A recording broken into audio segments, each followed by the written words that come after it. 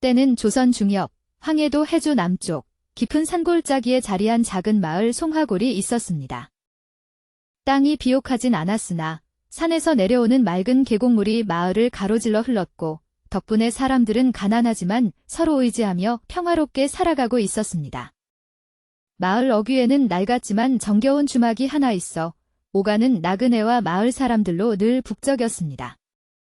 이 송화골에는 대대로 땅을 물려받아 부를 쌓고 권세를 누리는 양반 가문이 있었으니 바로 박진사 댁이었습니다. 박진사, 그의 이름은 박경준으로 넓은 토지를 소유한 지주이자 마을 이방과도 결탁하여 송화골 사람들에게 막강한 영향력을 행사하는 인물이었습니다. 마을 사람 대부분은 박진사의 눈치를 보며 살았고 그의 심기를 거스르지 않으려 애썼습니다. 그 중에서도 마을 가장 낮은 곳, 천대받는 백정의 아들로 태어난 청년이 있었습니다.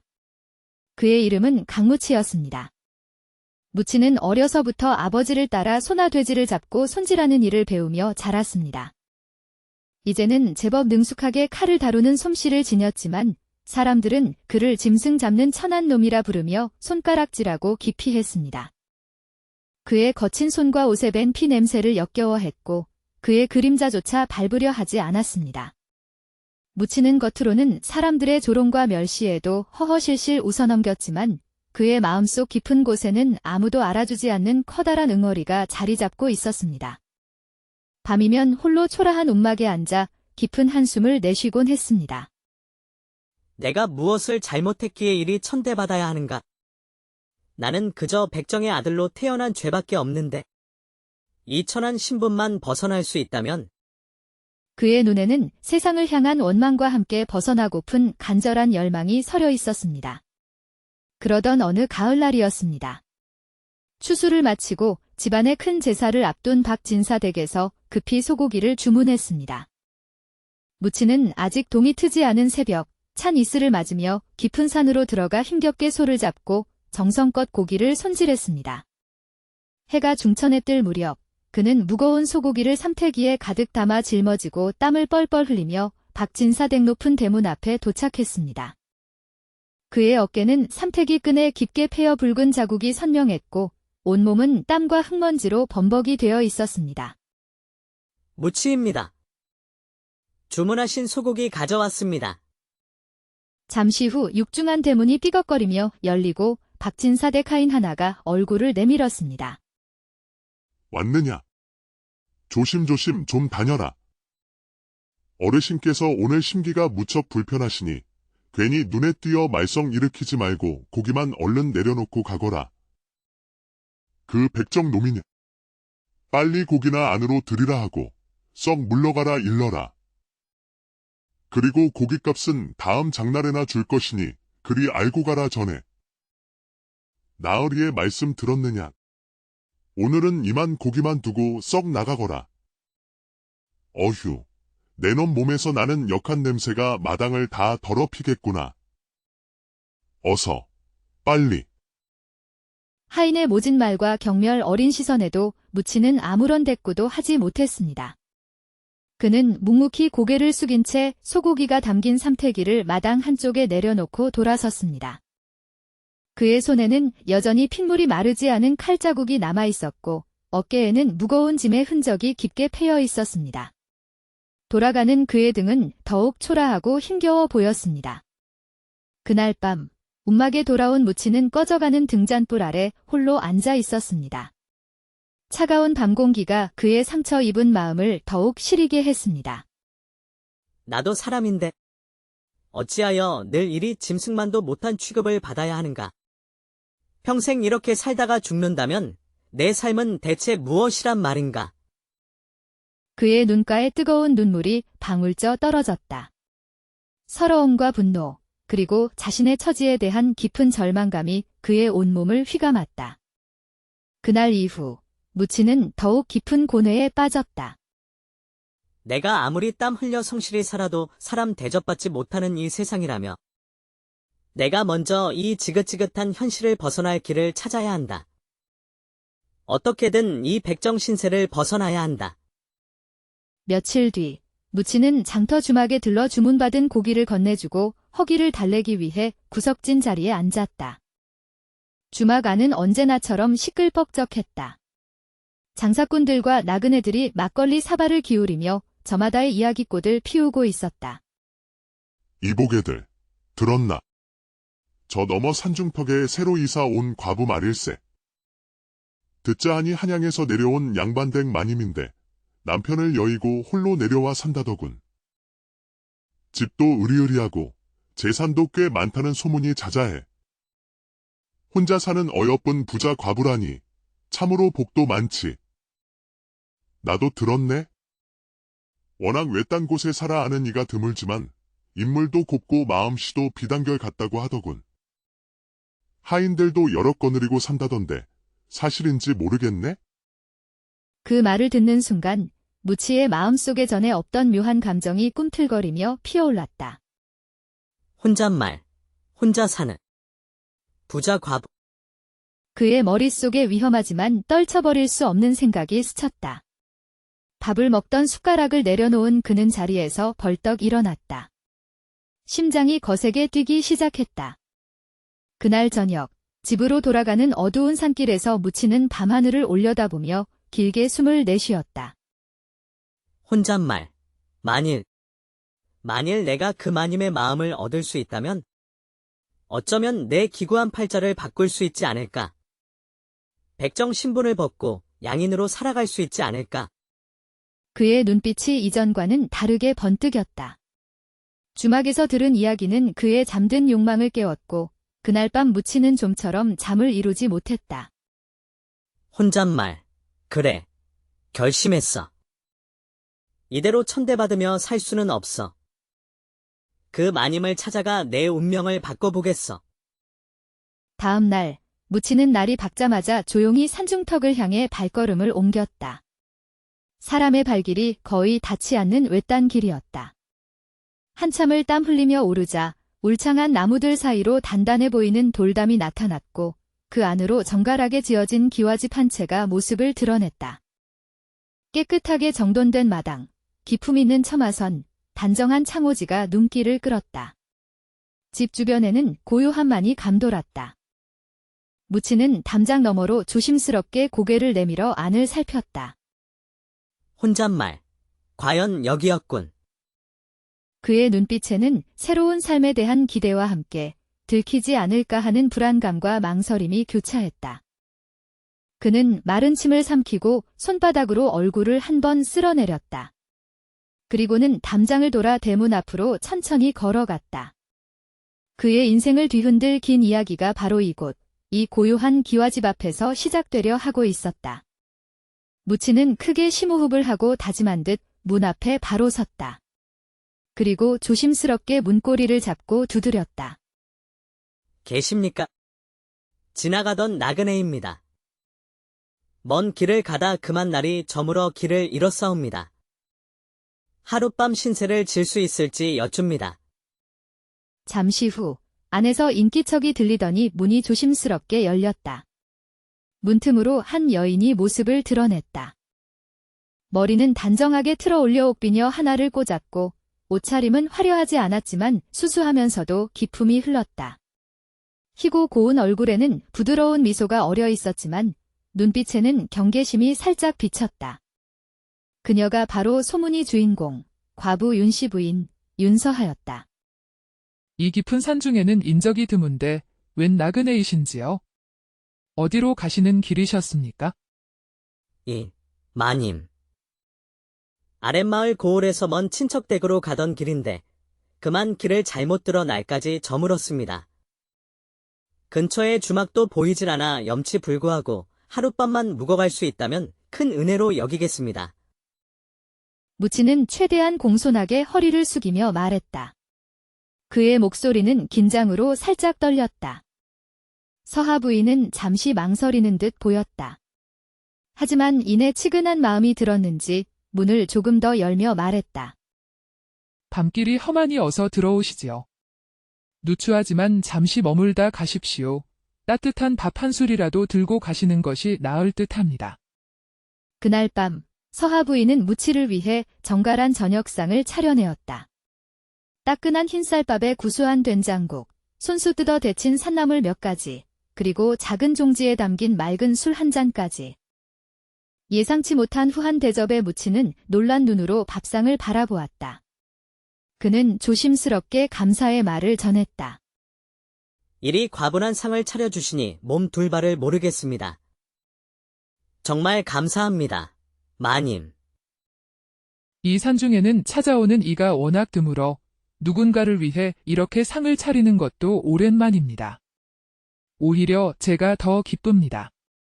식기 전에 어서 드시지요.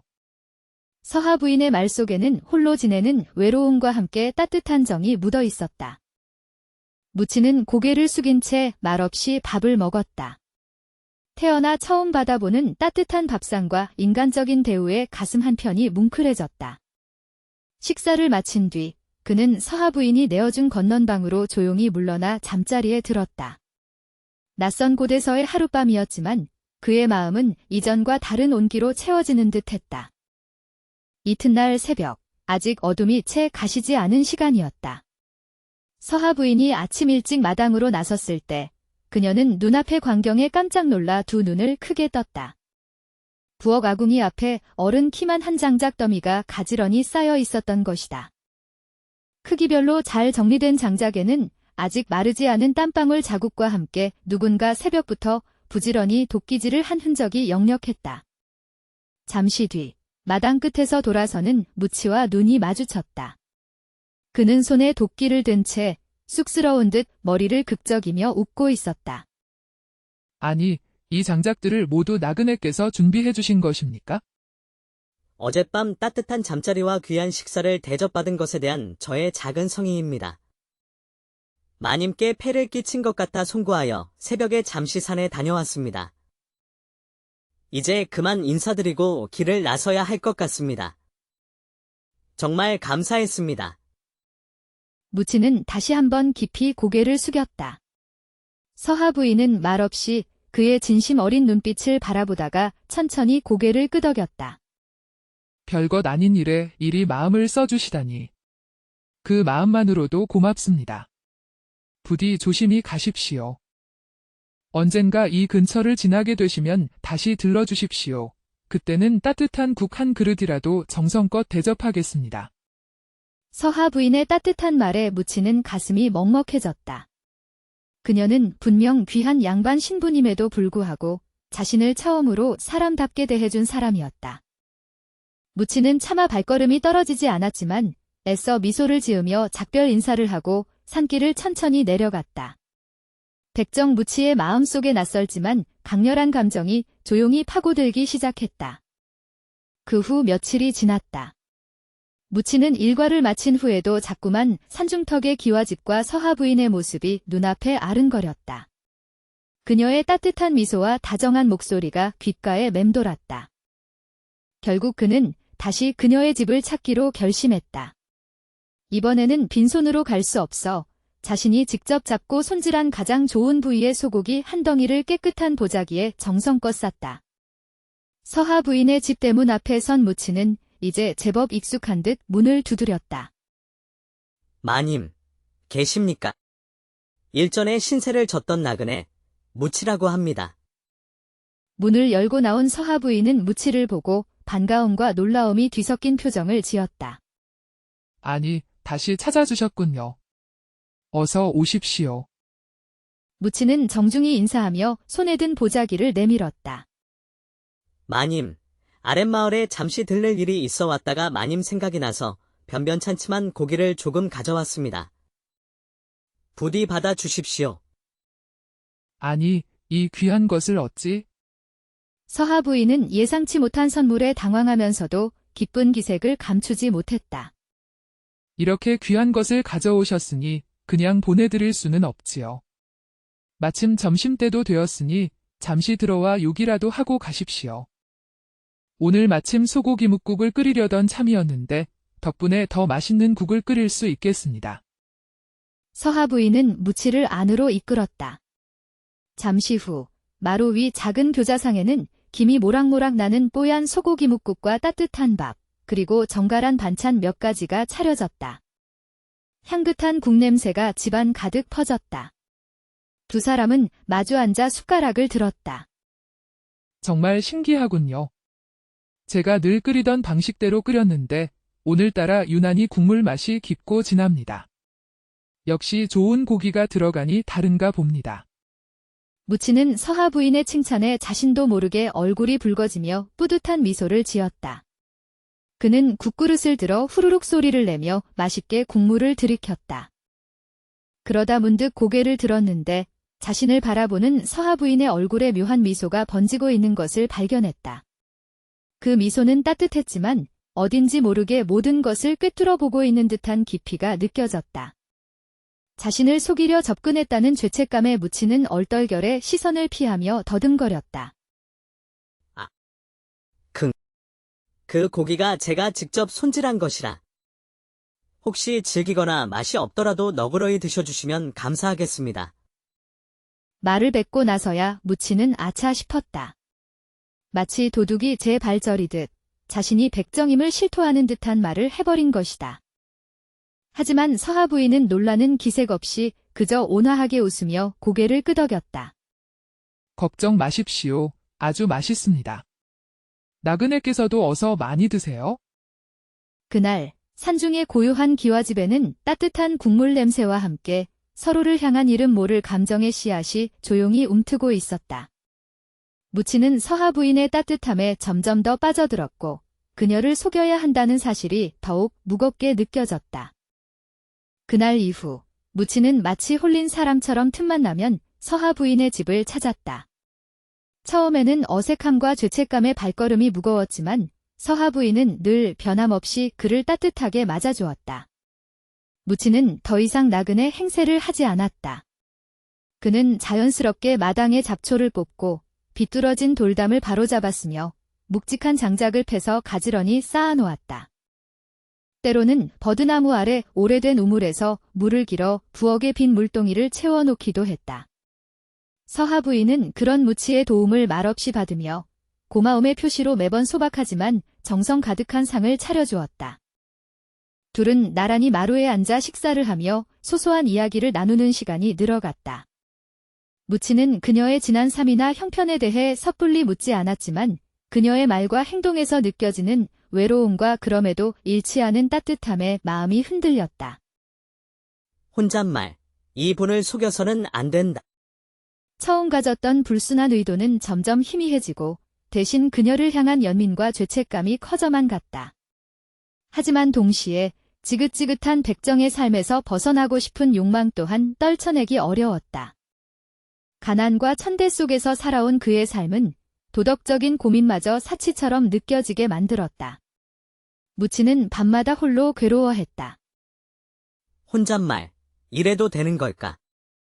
아니야. 내가 지금 누굴 걱정하는 거야. 내 살 길부터 찾아야지. 그러던 어느 늦가을 저녁이었다. 찬바람이 창호지를 흔드는 밤, 무치는 여느 때처럼 서하 부인과 저녁상을 마주하고 앉아 있었다. 하지만 그날따라 무치는 숟가락을 들고도 좀처럼 밥을 넘기지 못했다.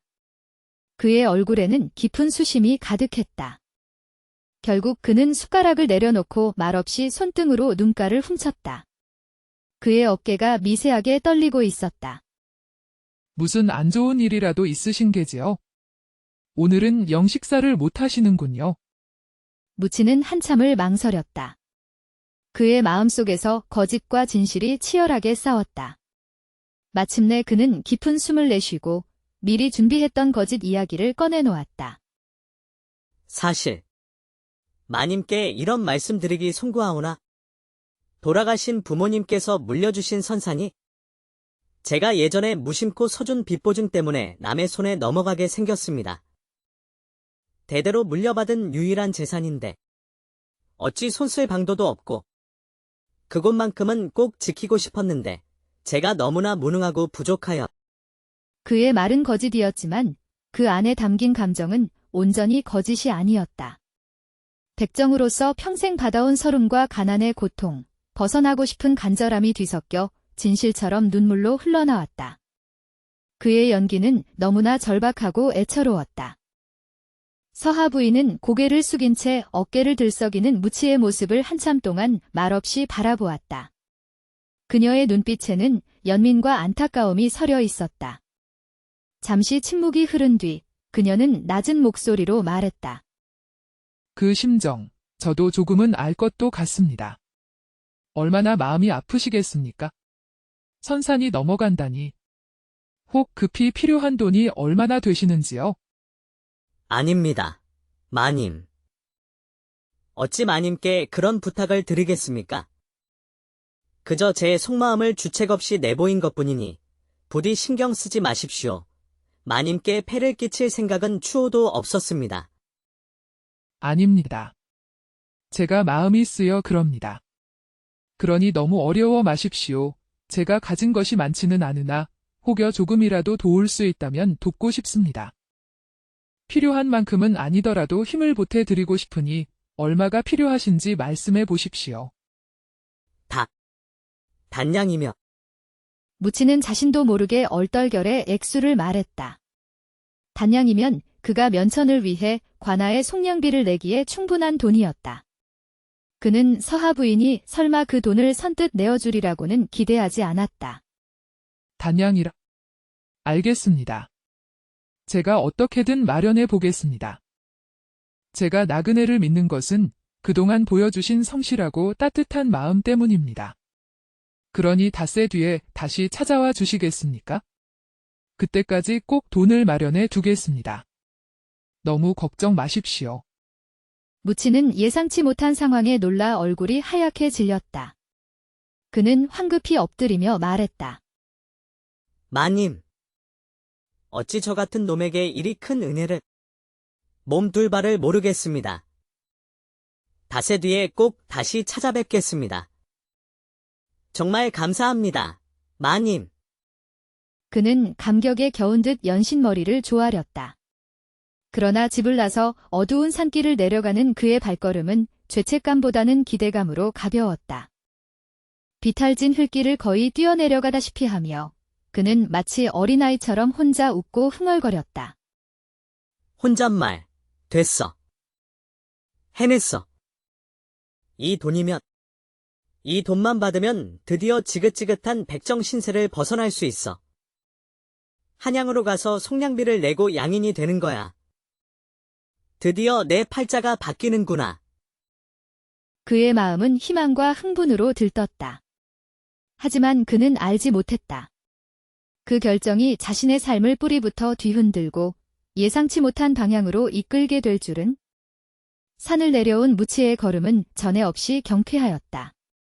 그의 입가에는 미소가 떠나지 않았고 발걸음은 세상을 다 얻은 듯 가벼웠다.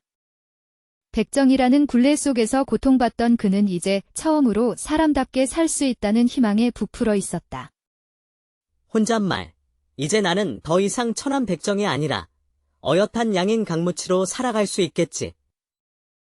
그날 오후 무치는 오랜만에 장터로 향했다. 새로운 삶을 시작하기 전에 필요한 물건이라도 미리 봐둘 생각이었다. 시끌벅적한 장터의 활기찬 소음, 땀 냄새와 구수한 국밥 냄새가 뒤섞인 익숙한 풍경 속에서 그는 들뜬 마음으로 사람들을 구경했다. 그때 한쪽 구석 전방 앞에 사람들이 모여 웅성거리는 것을 보았다. 호기심에 다가간 그는 그곳에서 뜻밖의 광경을 목격하고는 그 자리에 얼어붙고 말았다. 에그머니나 마님. 이 옥비녀만 해도 보통 물건이 아닌데요. 빛깔이나 세공이 아주 귀한 것입니다. 그런데 요즘은 이런 귀한 물건 찾는 사람이 드물어서 제값을 받기가 쉽지 않습니다. 사람들 중심에는 다름 아닌 윤서하 부인이 수수한 차림으로 서 있었다. 그녀는 작은 보따리를 풀어 그 안에 고이 쌓여 있던 옥비녀 하나와 옷가락지 2개를 조심스럽게 꺼내놓고 있었다. 그것은 그녀가 평소 몸에 지니던 유일한 장신구처럼 보였다. 무슨 급한 사정이 있으신가 봅니다. 이런 귀한 폐물을 이리 서둘러 내놓으시다니요. 제가 쳐드릴 수 있는 값은 닷새 뒤까지 꼭 필요한 돈이 있어서 그러니 부디 좋은 값에 넘길 수 있도록 잘 좀 부탁드리겠습니다. 무치는 숨을 죽인 채 그 광경을 지켜보았다. 갑자기 머릿속이 복잡해지며 차가운 물이 끼얹어진 듯 정신이 번쩍 들었다. 혼잣말. 마님께선 부자 양반댁 과부라 하지 않았던가. 그런데 어찌하여 이리 귀한 폐물을 직접 장터에 나와 팔고 계신 거지? 혹시 나 때문인가? 그는 차마 발길을 돌리지 못하고 그날 하루 종일 불안한 마음으로 골목 어귀에 숨어 서하 부인의 뒤를 밟았다. 서하 부인은 다음 날도 장터에 나와 남은 옷까지 몇 점을 더 팔고 허름한 광주리에 약간의 곡식과 채소를 사서 직접 이고는 힘겹게 산길을 오르기 시작했다. 그녀의 곁에는 소문과 달리 하인 한 명 보이지 않았다. 무치는 멀리서 그녀의 지친 뒷모습을 바라보며 충격과 혼란 속에서 중얼거렸다. 혼잣말. 과연 저분이 정말 소문대로 부자였던 걸까? 내가 뭔가 잘못 알고 있었던 건 아닐까? 결정적인 확인이 필요했다. 며칠 뒤, 무치는 약속한 날보다 이틀 먼저 서하 부인의 집을 찾아갔다. 이번에는 대문으로 들어가지 않고 몰래 담장 뒤편으로 돌아가 조심스럽게 안을 엿보았다. 그의 눈에 들어온 것은 화려함과는 거리가 먼 지극히 소박하고 고요한 일상이었다. 서하 부인은 여전히 혼자였다. 직접 우물에서 물을 길어 부엌 항아리를 채우고 마른 가지를 모아 아궁이에 불을 지폈다. 손수 텃밭에서 푸성귀를 뜯어 다듬고 홀로 조촐한 밥상을 차려 먹었다. 집안 어디에도 그가 기대했던 부자의 흔적, 값비싼 세간이나 화려한 장식품은 보이지 않았다. 낡았지만 정갈하게 관리된 살림살이, 벽에 걸린 빛바랜 옷 몇 벌과 작은 자개함, 그리고 구석에 놓인 오래된 듯한 비단 이불 한 채가 전부였다. 하인은커녕 드나드는 사람조차 없었다. 무치는 한동안 말을 잃고 망연자실하게 그 모습을 바라보았다. 모든 것이 명확해졌다. 그녀는 부자가 아니었다. 어쩌면 자신보다 더 외롭고 힘겨운 삶을 살고 있는지도 몰랐다. 그런데 그런 그녀가 자신을 돕기 위해 마지막 남은 귀한 폐물까지 팔았던 것이다. 그는 조용히 그 자리를 떠나 자신의 움막으로 돌아왔다. 그날 밤, 무치는 등잔에 불을 밝히지도 않은 채 캄캄한 방 안에 웅크리고 앉아 있었다. 그의 앞에는 작은 소반과 그 위에 놓인 차가운 물 한 사발뿐이었다. 그는 고개를 깊이 숙인 채 거의 속삭이듯 자책했다. 어쩌자고 내가 처음부터 모든 것을 잘못 알고 있었던 것인가? 그분은 나를 처음부터 그저 한 사람으로 따뜻하게 대해 주셨는데 나는 그런 분을 속이고 그분의 마지막 남은 것까지 빼앗으려 했던 것이다. 그는 자신의 비열함과 어리석음에 머리를 감싸 쥐었다. 그가 원했던 것은 돈이었고 면천이었고 벗어나고 싶은 백정의 굴레였다. 하지만 자신을 위로해주고 따뜻한 밥을 지어주고 인간적인 정을 느끼게 해준 서하 부인의 진심이 이제는 차갑고 무거운 죄책감이 되어 그의 가슴을 짓눌렀다. 눈물이 하염없이 흘러내렸다. 그날 밤, 무치는 뜬 눈으로 밤을 지새웠다. 그의 마음은 천갈래 만갈래로 찢어지는 듯했다. 혼잣말. 모르는 척 돈을 받을까? 아니면 이 모든 것을 솔직하게 털어놓고 용서를 빌어야 할까? 하지만 용서를 빈다고 이 죄가 사라질까? 돈을 받지 못하면 나는 영원히 이 백정 신세를 벗어날 수 없을 텐데. 그는 괴로움에 몸부림쳤다. 혼잣말. 어떻게 해야 하지? 이거 참 머리가 터질 것 같구나. 지금이라도 뉘우치고 돌이킬 수 있다면? 그는 무겁게 눈을 감았다. 어쩐 일인지 그날 밤 그의 꿈속에는 서하 부인이 나타났다. 그녀는 아무 말도 아무런 표정도 없이 그저 조용히 슬픈 눈으로 그를 바라보고만 있었다. 마침내 고뇌의 밤들이 지나고 약속한 닷새째 날이 밝았다. 그 짧지 않은 시간 동안 무치의 마음은 수십 번도 더 뒤집히고 흔들렸다. 욕망과 죄책감, 후회와 두려움이 뒤섞인 채 그는 결국 무거운 발걸음으로 다시 서하 부인의 집을 향해 천천히 산길을 올랐다. 산비탈을 오르는 그의 걸음은 이전과는 달리 한없이 무겁고 조심스러웠으며 가슴은 터질 듯이 뛰었다. 그의 마음속에서는 여전히 마지막 싸움이 벌어지고 있었다. 돈을 받을 것인가, 아니면 모든 것을 고백하고 용서를 구할 것인가. 하지만 그가 대문 앞에 도착했을 때 이미 서하 부인은 마당에 나와 그를 기다리고 있었다. 그녀의 얼굴은 뜻밖에도 밝고 평온해 보였다. 어서 오십시오. 생각보다 일찍 오셨군요. 돈이 생각보다 빨리 마련되어 아침부터 기다리고 있었습니다. 무치는 차마 그녀의 얼굴을 제대로 쳐다보지 못하고 조심스럽게 고개를 숙이며 답했다. 약속을 저버릴 수는 없기에 다시 찾아왔습니다. 서하 부인이 방 안으로 들어서자 무치도 죄 지은 사람처럼 그녀의 뒤를 따랐다. 서하 부인은 작은 보자기 하나를 꺼내어 그의 앞에 조심스럽게 풀었다. 그 안에는 엽전 꾸러미 5묶음이 정갈하게 놓여 있었다. 그녀가 힘들게 마련한 돈이었다. 넉넉하지는 않지만 선산을 지키시는데 조금이나마 보탬이 되기를 바랍니다. 무치는 보자기에 놓인 엽전 꾸러미를 바라보았다. 그것은 단순한 돈이 아니었다. 그것은 그녀의 마지막 남은 자존심이자 희망이었을지도 모른다. 그 무게를 감당할 수 없었다.